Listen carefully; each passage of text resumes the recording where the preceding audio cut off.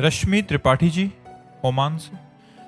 राधे राधे महाराज जी। महाराज जी, अपने गृहस्थ जीवन में मुझे भगवान को अधिक महत्व देना चाहिए या अपने माता पिता को? माता पिता में भगवान की भावना करनी चाहिए। माता पिता में ही भगवान की भावना करनी चाहिए। पति में भगवान की भावना करनी चाहिए। पुत्र में भगवान की भावना करनी चाहिए। सब में भगवत भाव करके यदि हम सेवा करेंगे तो गृहस्थ होते हुए भी हम परब्रह्म परमात्मा को प्राप्त कर लेंगे।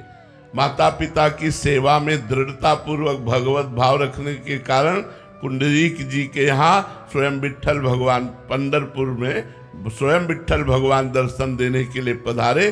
केवल माता पिता की सेवा, जो अपने माता पिता की सेवा भगवत भाव से करता है उसे निश्चित भगवत प्राप्ति हो जाती है। पर भगवत भाव से कि मेरे माता पिता साक्षात भगवान है, मातृ देवो भव पितृ देवो भव, मेरा पति साक्षात भगवान का स्वरूप है, ऐसी भावना यदि गृहस्थ में रखी जाए तो गृहस्थ धर्म का पालन करते हुए भी भगवत प्राप्ति हो जाएगी। भोग भोगते हुए भी जो वैरागियों को भगवत प्राप्ति होती है वही गृहस्थ को हो जाएगी। पर सब में भगवत भावना विहीन कर्म शुभ कर्म होता है पुण्य, और पुण्य किसी भी अपराध से नष्ट हो सकता है, लेकिन भगवत भावना अविनाशी होती है, इसलिए वो कभी नष्ट नहीं होती, उसे भगवत प्राप्ति करा के ही पूर्ण करती है।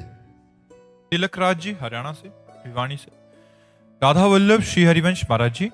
महाराज जी, आप बताते हैं कि मन प्रभु से विपरीत प्रकृति के साथ चलता है, तो मैं ये जानना चाहता हूं कि सभी प्रकृति भी तो प्रभु की ही बनाई हुई है, तो ये प्रकृति प्रभु से विपरीत क्यों चलती है, मन के विरुद्ध? भगवान ने इसे बनाया ही है, खेल है। जैसे कबड्डी का खेल है, एक ही स्कूल के दो विद्यार्थी विभाग कर दिए गए।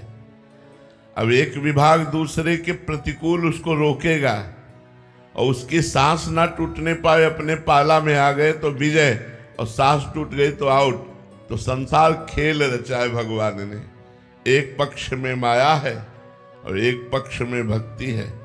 आपको माया पक्ष में जाना है, पर सांस न टूटने पावे, राधा राधा राधा राधा राधा, और ये ध्यान रहे कि हमारा लक्ष्य है पाला पे आना, भक्ति पे आना। अगर आप काम क्रोध लोभ के पकड़े जाने पर आप घसीट करके अपने पाला में आ गए तो आप विजय को प्राप्त हुए। यदि काम क्रोध के चक्कर में फंस करके सांस तोड़ दी, वहीं नाम जपना छूट गया, भोग में रत हो गए तो आउट हो गए। आप एक खेल चल रहा है, भगवान ने एक एक खेल रचा है। तो खेल में तो दोनों एक ही हैं, पर विपरीत होना पड़ेगा ना। एक पकड़ने वाला होगा, एक बचा करके निकलने वाला होगा। तो एक पक्ष में भक्ति है, एक पक्ष में माया है। तो माया पक्ष वाले भी भक्ति में आते हैं, भक्ति पक्ष वाले को माया में जाना होता है, और दोनों को अपने अपने ठिकाने याद रहे तो वो उसमें विजय प्राप्त कर सकता है। तो जो भक्ति के पक्ष में माया से आया उसकी तो जय होगी, लेकिन जो भक्ति पक्ष से माया में गया उसको समझना है कि हमारी पराजय हो जाएगी अगर मैं यहाँ टिक गया।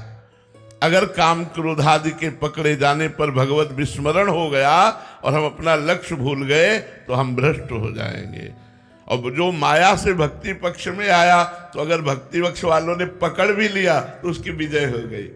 तो हमें ये ध्यान रखना है कि हम भक्ति पक्ष के हैं, हमें माया पक्ष में जाना पड़ेगा।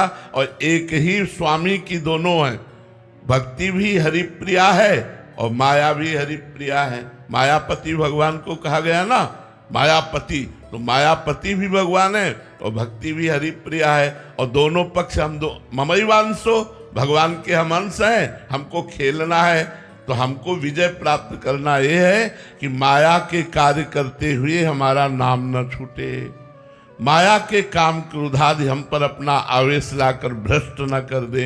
अगर ये हम सावधानी रखेंगे तो इस खेल में हम विजय को प्राप्त हो जाएंगे। और जो इस माया के खेल से विजय को प्राप्त कर लेता है वो भगवान की दिव्य लीला रूपी खेल में प्रवेश पा जाता है, भगवान की दिव्य लीला में प्रवेश पा जाता है, कृतकृत्य हो जाता है, महासुखी हो जाता है, सदा सदा के लिए अनंत काल तक के लिए दुख का नाश हो जाता है।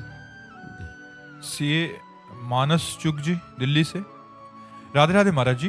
महाराज जी, मैं आपसे एक बात पूछना चाहता हूं कि हम जब भी कोई अच्छा काम या सेवा करते हैं तो हम पूरे मन से निष्काम भाव से करने की कोशिश करते हैं, लेकिन फिर भी कहीं ना कहीं ये थॉट आता है कि आज मैं ये काम अच्छा किया है तो कभी ना कभी भगवान मुझे इसका फल जरूर देंगे। सेवा के काम में ये जो स्वार्थ की भावना आती है, तो महाराज इसे कैसे दूर करें? बिल्कुल चिंता मत कीजिए, चिंता मत कीजिए।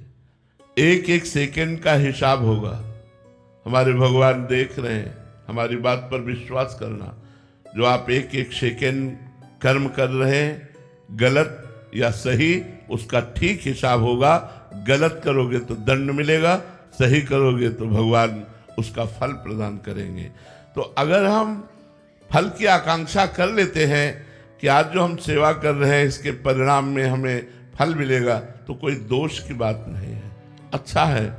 और फल की आकांक्षा करके और सेवा बढ़ाओ, और सत्कर्म बढ़ाओ, और समाज सेवा करो। तो आपकी सेवा करते हुए जब हृदय और पवित्र हो जाएगा तो ये आकांक्षा भी चली जाएगी। यह पवित्र हृदय की आकांक्षा है कि कर्म करके उसके फल में आसक्त होना। और पवित्र हृदय का लक्षण है कर्तव्य धर्म मानकर कर्म करना, लेकिन फल की आकांक्षा न करना। फल में सुख दुखे समय कृत्वा लाभा लाभो जया जयो। जय पराजय में, लाभ हानि में, सुख दुख में समान भाव रखने वाला वो परमार्थी केवल अपने धर्म और कर्तव्य कर्म पर दृष्टि रखता है, फल की आकांक्षा नहीं करता।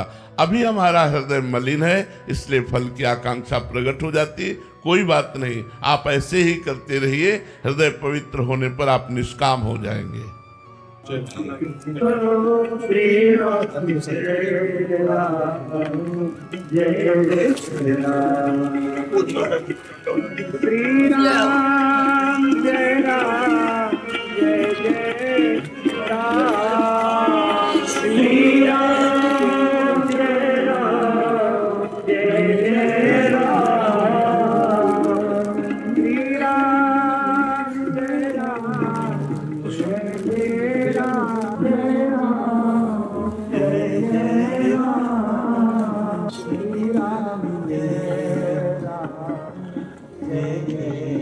महाबली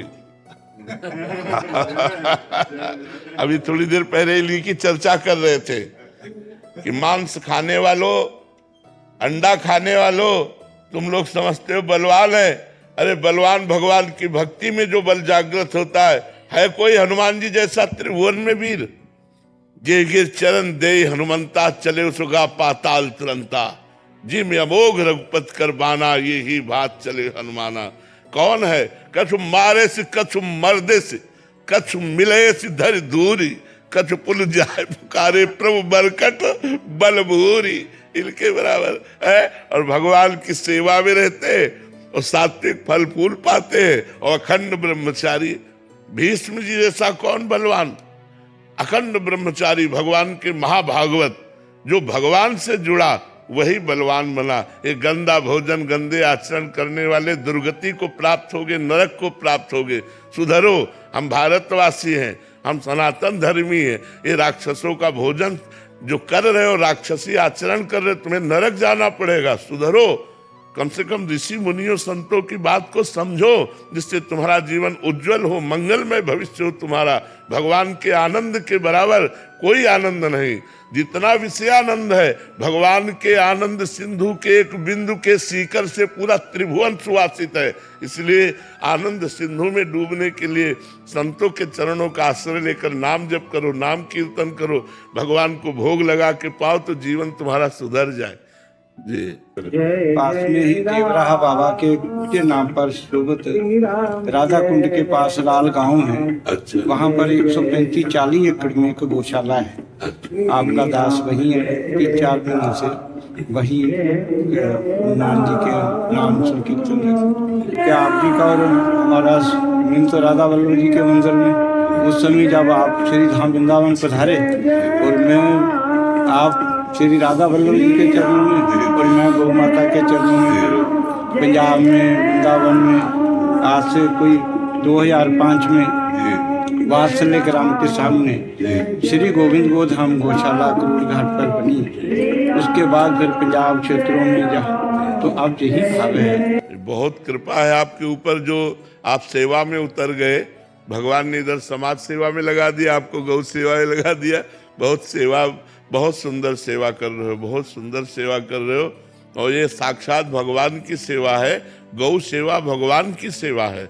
हमें लगता है, हम कई बार कहा है, भारतवासियों से प्रार्थना की है कि यदि आप गौ सेवा ना कर सकते हो तो कुछ चंद रुपए अपने मनोरंजन वाले, जो मनोरंजन में खर्चा करते हो, वो एक जगह एकत्रित कर लो और महीने में आप किसी गौशाला में पहुंचाते रहो, जिससे गौओं की सेवा होती रहे।